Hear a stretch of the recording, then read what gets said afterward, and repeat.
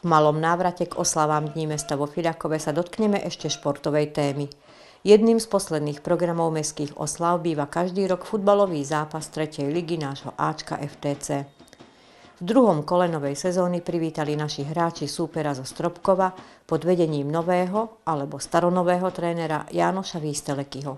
Hoci zápas Fiľakovčania tesne prehrali, v tomto príspevku prinášame iný významný moment stretnutia. V prestávke medzi dvoma polčasmi sa konal akt odovzdania dôležitého sponzorského daru miestneho podnikateľa a majiteľa firmy HM Catering občianskemu združeniu FTC. Nakoľko už druhý rok hráme v 3. lige, prechádza štadión vnútornou prestavbou, čo znamená, urobili sme aj ošetrovňu, ktorej súčasťou by mal byť aj defibrilátor. Z toho dôvodu nás kontaktoval náš miestny podnikateľ, ktorý dlhé roky s nami spolupracuje, s tým, že nám navrhol, že sponzorsky zakúpi jeden defibrilátor, ktorý môžu využívať športovci, ale nie len športovci, nakoľko vieme, vo Fiľakove chodí veľa ľudí na zápas, takže je to pre širokú verejnosť a aj všetkých prítomných na zápase. Ja si myslím, že je to dobrá forma sponzoringu. Vo futbale potrebujeme, alebo v športe potrebujeme samozrejme peniaze, ale aj takéto veci sú veľkým prínosom pre šport a pre našich obyvateľov. Touto cestou chcem poďakovať za poskytnutie tohto darčeku a ja si myslím, alebo dúfam, že ho nikdy nebudeme potrebovať využiť, ale ak by sme ho využili a zachránime čo len jeden život, ja si myslím, že už tento stroj alebo toto celé mal obrovský význam. O zakúpenie prístroja, ale aj celej sady tréningových tričiek pre celé družstvo sa síce hravo postaral, dostať ho však pred našu kameru chcelo dlhšiu prípravu a prehováranie.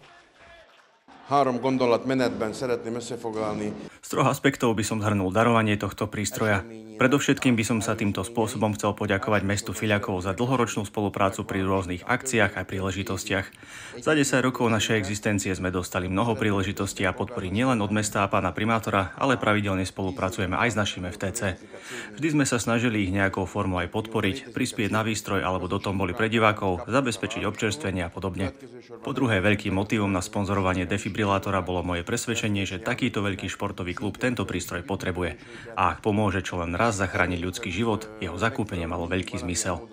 No a nakoniec, hoci ja sám nie som, ani som nebol žiadny športovec, časovo by som to ani nestíhal. Veľmi si vážim pamiatku môjho uja, otcovho brata Tibora Saboa, ktorý bol z FTC veľmi úzko prepojený ako hráč či funkcionár a aj týmto darom si ho tu budeme stále pripomínať. Po oficiálnom odovzdaní prístroja pred fanúšikmi na tribúne sa delegácia pobrala uložiť ho na vopred pripravené miesto v priestoroch štadióna, tak, aby bol v prípade potreby okamžite prístupný.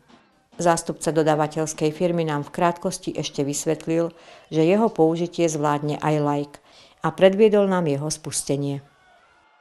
Naša spoločnosť sa špecializuje na predaj AED defibrilátorov a k nemu prislúchajúceho príslušenstva a aktuálne sme sa stali výhradným distribútorom pre Slovenskú a Českú republiku aj pre najmodernejší AED defibrilátor na našom trhu, ktorý vlastne zakúpil aj sponzor Fiľakovského futbalového klubu.